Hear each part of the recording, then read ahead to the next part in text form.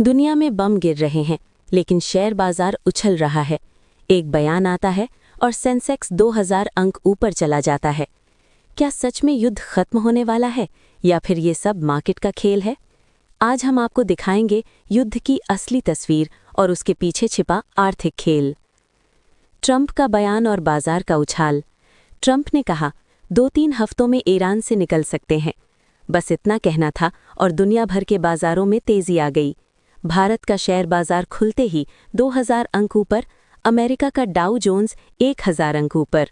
लेकिन सवाल वही, जमीन पर क्या बदला? बमबारी जारी है, तनाव जारी है, लेकिन मार्केट खुश है। आर्थिक जानकारों का कहना है मार्केट का 75% पैसा सिर्फ 2% बड़े निवेशकों का है।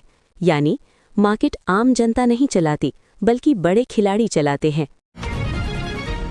तो क्या ये पूरा खेल कुछ बड़े निवेशकों के इशारे पर हो रहा है? क्या युद्ध अब सिर्फ जमीन पर नहीं, बल्कि इमेज पर भी लड़ा जा रहा है? ट्रंप बार बार कह रहे हैं ईरान की परमाणु शक्ति खत्म कर दी गई है, लेकिन अगर ऐसा पहले ही हो चुका था तो फिर दोबारा हमला क्यों? यहाँ एक पैटर्न दिखता है, पहले हमला, फिर बड़ी घोषणा, फिर मार्केट में उछाल। क्या ये संभव है कि पीछे हटने को जीत की तरह दिखाया जा रहा हो, ताकि लगे कि अमेरिका भाग नहीं रहा बल्कि जीत कर लौट रहा है?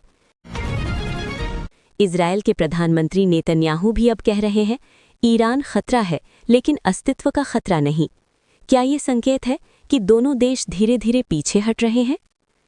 दुनिया के बड़े देशों की रणनीति।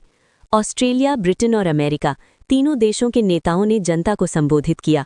ऑस्ट्रेलिया ने कहा आने वाले महीने कठिन होंगे। ब्रिटेन ने साफ कहा हम युद्ध में शामिल नहीं होंगे। यूरोप के कई देशों ने अमेरिका को सैन्य मदद देने से मना कर दिया। फ्रांस, जर्मनी, इटली ने अब खुलकर सवाल उठाए हैं। यहाँ तक कि इटली की प्रधानमंत्री ने कहा कि इजरायल का युद्ध कानून के दायरे से बाहर है, यानी दुनिया अब इस युद्ध से दूरी बना रही है। हॉर्मुज़ स्ट्रेट और असली ताकत का खेल। हॉर्मुज़ स्ट्रेट, जहाँ से दुनिया का बड़ा हिस्सा तेल गुजरता है। पहले अमेरिका ने कहा हम सुरक्षा देंगे, फिर दूसरे देशों से मदद मांगी, सब ने मना कर दिया।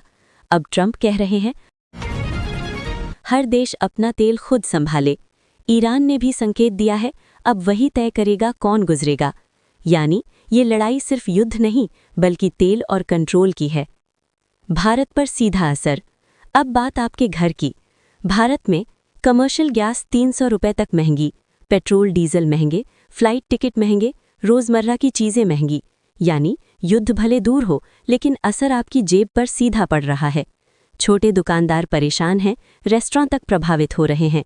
दूसरी तरफ हजारों नौकरियां जा रही हैं। आईटी सेक्टर में छटनी, 12,000 इंजीनियर एक झटके में बाहर। लेकिन हैरानी देखिए, कंपनियों के शेयर फिर भी ऊपर जा रहे हैं। यानी नुकसान आम आदमी का और फायदा सिस्टम का। तो अब सवाल सीधे हैं, क्या मार्केट को बयानों के जरिए कंट्रोल किया जा रहा है? क्या युद्ध अब इकोनॉमी और इमेज का खेल बन गया है?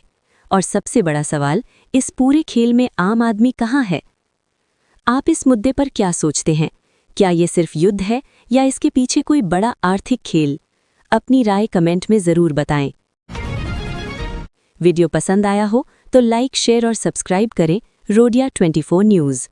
मैं हूं यश प्रसाद। मिलते हैं अगली खबर में। नमस्कार।